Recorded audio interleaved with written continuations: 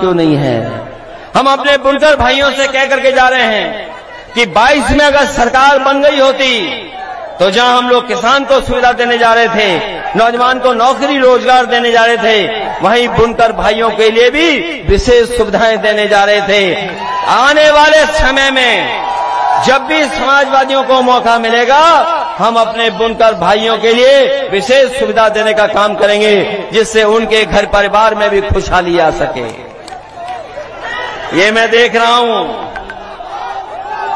Old pension scheme वाले लोग आए हैं। ये भी समाजवादियों का मुद्दा था। समाजवादियों की मदद करें, जितनी आप जल्दी मदद करेंगे ओपीएस उतने ही जल्दी लागू हो जाएगी। ये हमारे 69,000 वाले जो लोग 69,000 शिक्षक भर्ती को समझते होंगे, वो जानते होंगे कि इतना बड़ा घोटाला नौकरी रोजगार और बाबा साहब के भीमराव अम्बेडकर जी का दिए हुए संविधान के तहत जो हमें अधिकार है उनसे खिलवाड़ हो रही है। लगातार इनके साथ भेदभाव हो रहा है। केवल 69,000 में भेदभाव नहीं है, जितनी भी सरकारी संस्थाएं हैं उन सब पर भेदभाव करने का काम कोई कर रहा है तो वो भारतीय जनता पार्टी के लोग कर रहे हैं। जो लोग कहते हैं कि हम लोगों ने भेदभाव किया है, वो बताएं जो संस्थाओं में बैठे लोग हैं, जो संस्थाएं आज बीजेपी के समय पर उनके पास पहुंच गई हैं, उन संस्थाओं में किन लोगों को बैठाया है, किनको बैठाया है उन संस्थाओं में। उन संस्थाओं में हमारे आपके लोग नहीं हैं। वो ऐसे लोग हैं जो हमारे आपके भविष्य को भी आगे नहीं बढ़ने देना चाहेंगे। इसलिए लड़ाई बड़ी है और ये लड़ाई केवल घोसी विधानसभा के संदेश की नहीं है, ये 24 के चुनाव के लिए भी संदेश है। इसलिए पहले तो ये कुछ वोटों से रह गए थे और कुछ वोटों से पीछे रह गए थे। पिछली बार चुनाव भी नहीं लड़ा पाए क्योंकि हमें बाहर से भी लोग लाने पड़े, बाहर से भी लोग लाने पड़े इस उम्मीद से कि सब मिल जाएंगे तो हम सरकार बना ले जाएंगे। लेकिन हमें नहीं पता था कि स्वार्थ के लिए कुछ लोग कुछ भी कर सकते हैं। जहां वो उन्हें दिखाई देगा कुछ स्वार्थ, उसी तरफ चले जाएंगे। सुधाकर सिंह जी मामूली वोटों से रह गए थे पिछली बार, वो भी बाई इलेक्शन था, लेकिन ये बाई इलेक्शन अलग तरह का है। सुधाकर सिंह के अलावा और साइकिल के अलावा कुछ दिखाई नहीं दे रहा है। केवल हम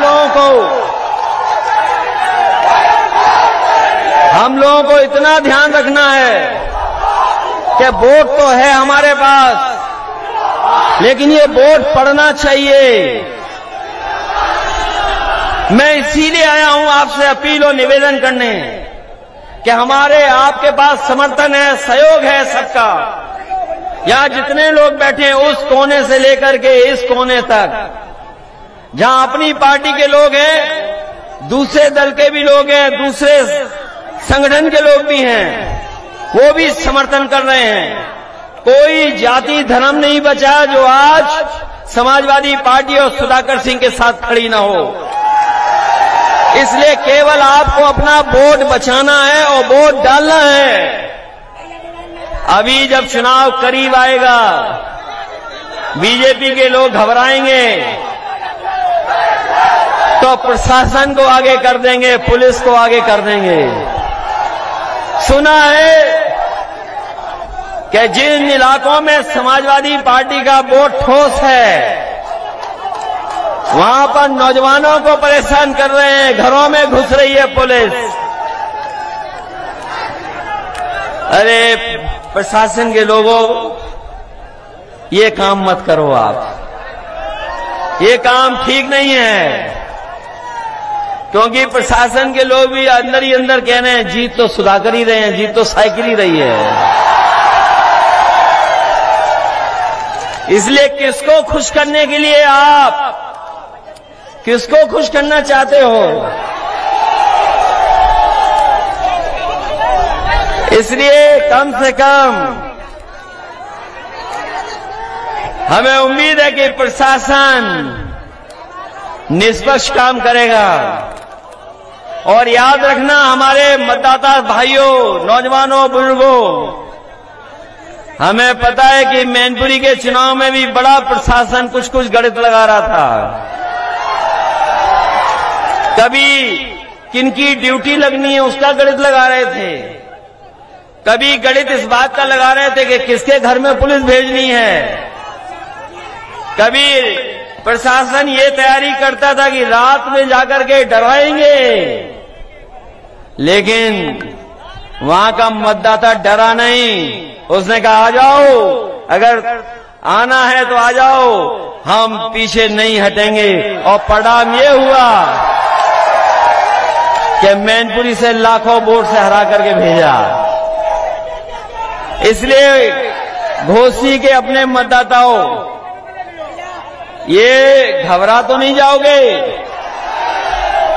केवल ये मेरे सामने कह रहे हो कि घबराएंगे नहीं, ऐसा तो नहीं कि 5 तारीख और 5 तारीख से लेकर के 8 तारीख तक आपको पूरी जिम्मेदारी के साथ रखना पड़ेगा।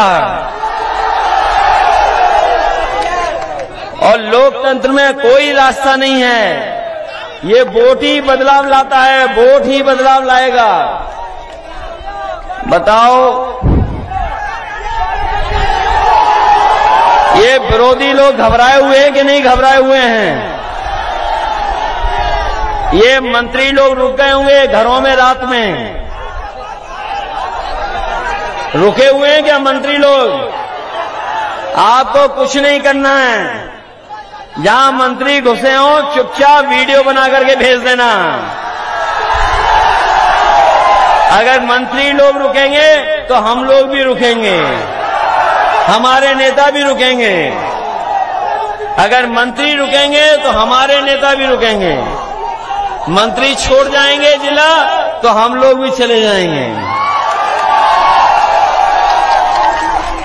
इसलिए मैं जान रहा हूं बहुत जोश है यहां पर, बहुत उत्साह है। और ये वो जोश उत्साह ऐसा है कि जो ठंडा नहीं होने वाला है 5 तारीख तक। मैं जानता हूं जितना पसीना आपको आया है उससे ज्यादा हम लोगों को भी आ रहा है।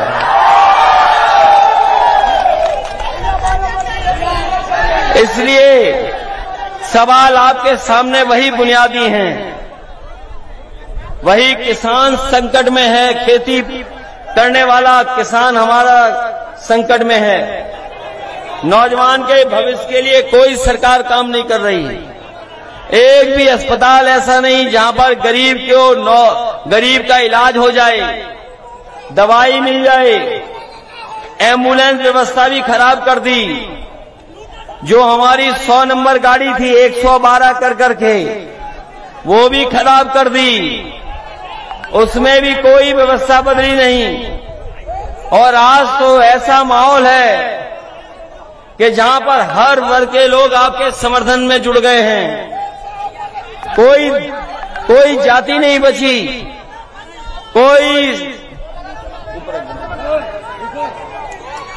कोई वर्ग नहीं बचा, कोई वर्ग वो नहीं बचा जो आपके साथ खड़ा ना हो गया हो। इसलिए सुधाकर सिंह ही सुधार सकते इस विधानसभा को, यही सुधार लाएंगे, यही सुध लेंगे आपकी। बताओ आपकी सुध लेने वाला कौन है? और यही तो है, जहां चाहे वो मिल जाएंगे, आपके बीच के हैं। इसलिए जिताइए इन्हें। आप जिताओगे इन्हें, ये मान लें कि अपना बूथ और अपने गांव में सबसे ज्यादा वोट इनके पक्ष में आप पड़वाएंगे।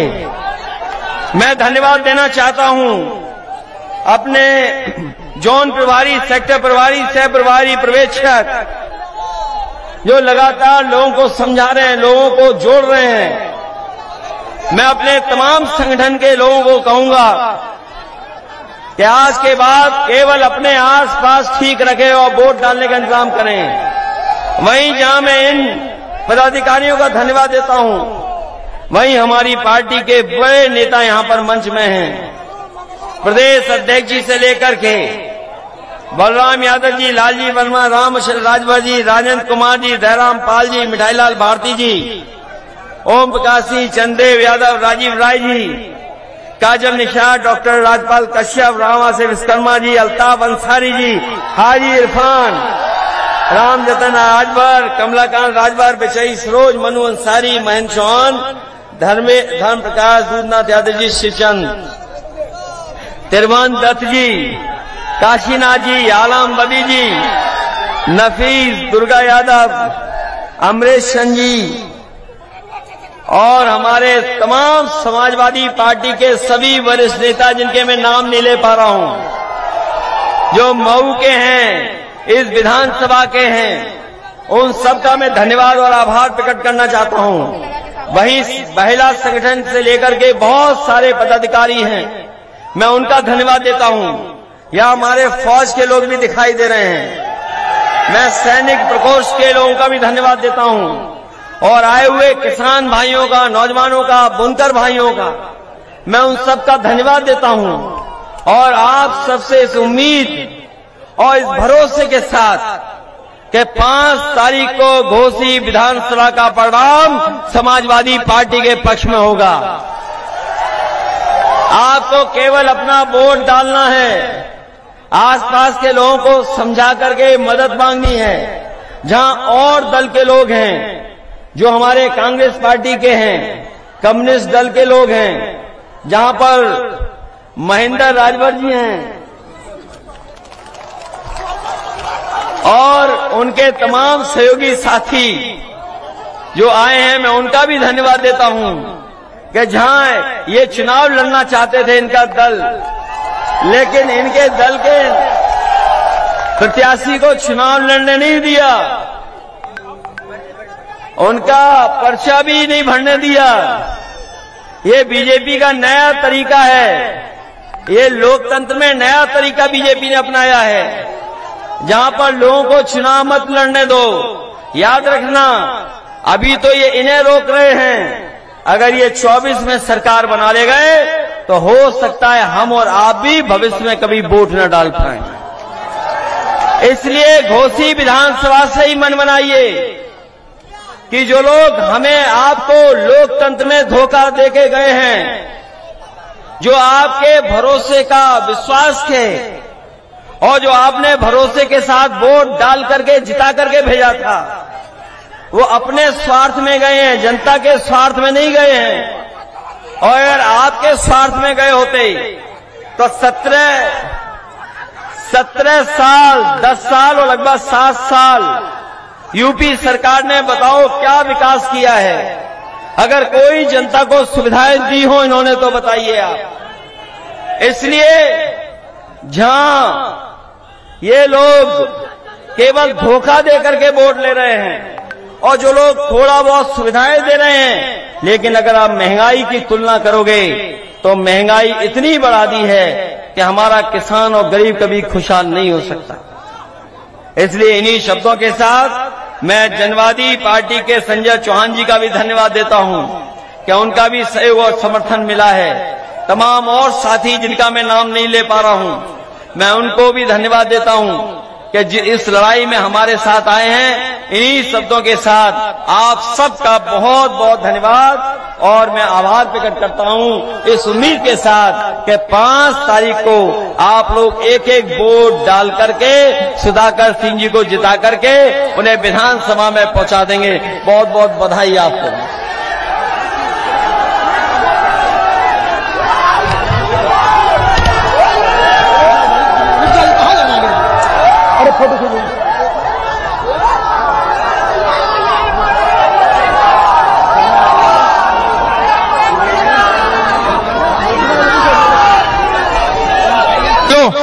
माननीय प्रदेश अध्यक्ष नरेश उत्तम जी की अनुमति से